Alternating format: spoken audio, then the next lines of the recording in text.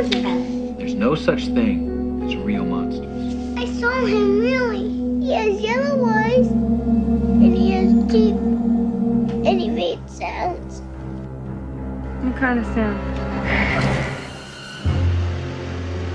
Did you fix it? No, I don't have the tools. Damn this car. Take it out to Joe Cameras. It's only 7 miles.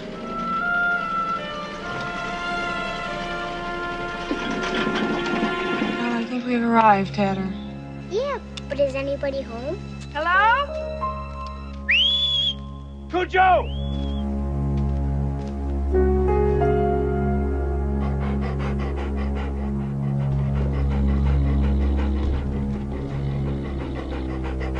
Cujo. I can't get my damn own seatbelt off. All right. You pull while I push.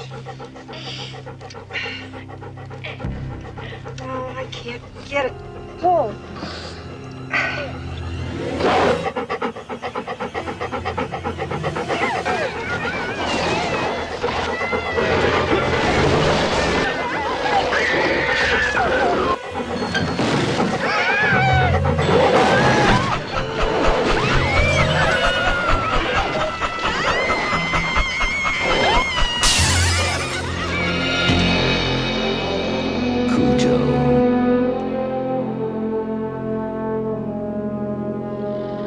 Welcome to Monster Movie Mondays, that's right, and today we take on man's best friend, or he can be man's worst enemy. In this case, Cujo, another Stephen King masterpiece. Let's get into it. Now, Cujo was written by Stephen King in the late 1970s, but as he recalled to Rolling Stone, it was around the same time that he developed an addiction to cocaine. So that whole time was pretty hazy to him, King remembers. So describing pretty much between blackouts and coke, and he just had no memory of writing Cujo. He barely remembered writing it at all. Now, whenever like an animal kind of misbehaves, people kind of say, oh, he's being a Cujo, you know, he's taking on that life of its own. But however, they didn't really know where the name Cujo came from. It wasn't found in a Spanish language dictionary. Cujo was an invented name that Stephen King employed. Now, D. Wallace Stone in an interview said that 13 dogs played Cujo. They were trained to go after the toys. So 13 different dogs played Cujo. Now, for the dog to attack the car, what they did to get these dogs performed is that they had motivation, and a lot of that motivation came from toys.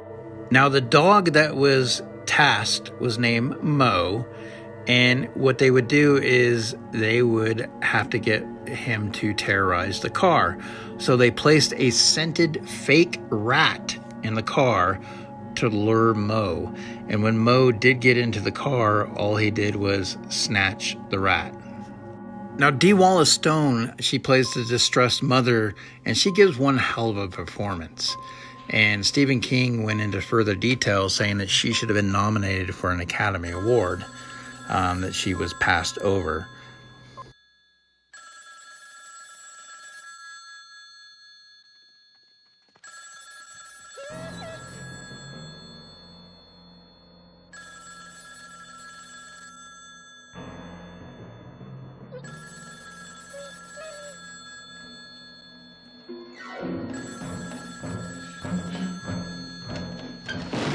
Now, they didn't use a real dog to smash into the car. Instead, they had a man in a dog suit with a mechanical head. And so they staged it just at the right time, smashing into the vehicle. Now, a lot of Stephen King movies have supernatural elements. And with Cujo, the book is another story. Believe it or not, there's an accepted chronological order for all of Stephen King's films set in a fictional town of Castle Rock. And the psychic thriller The Dead Zone takes place right before Cujo.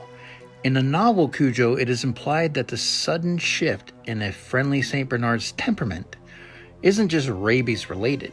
It's hinted that the evil spirit of Frank Dodd, the monstrous serial killer who slits his own throat before the psychic Johnny Smith can arrest him, is exerting some sort of influence over the sick pup. So it's also implied that Dodd might be the monster haunting Tad's bedroom. Now, the atmospheric touch in this movie is like stifling heat. It makes you think that they're sweating, that they're hot in the car, they're trapped in this broken down car, and that the St. Bernard isn't the only threat, and that heat stroke is on the horizon if they can't get a way out.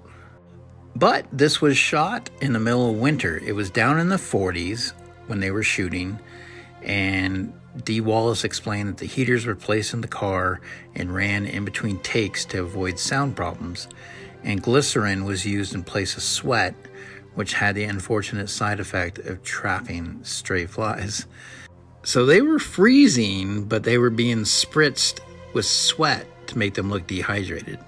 Now, Dee Wallace Stone was also in The Howling, which was a great movie, but the shooting locations was the same for Cujo and The Howling in the Mendocino woodlands on the northwest coast of California.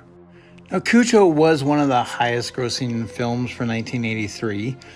It came in at the 34th spot, and then Stephen King also had Christine and The Dead Zone that kind of rounded that out as well. So pretty successful for Stephen King that year. Now, if you have not seen this movie, the movie is different from the book. There is definitely some differences in that, and I will leave that at that. Where does Stephen King get his inspiration? Well, he wrote on his website in 1977 that he needed to get his motorcycle fixed, so he went to the middle of nowhere to see a mechanic in Bridgeton, Maine, and he found himself effectively stranded in a part of the town he did not know, on the property of a mechanic he had never met before, and in the uncomfortable situation, the mechanic's huge dog lumbered into view.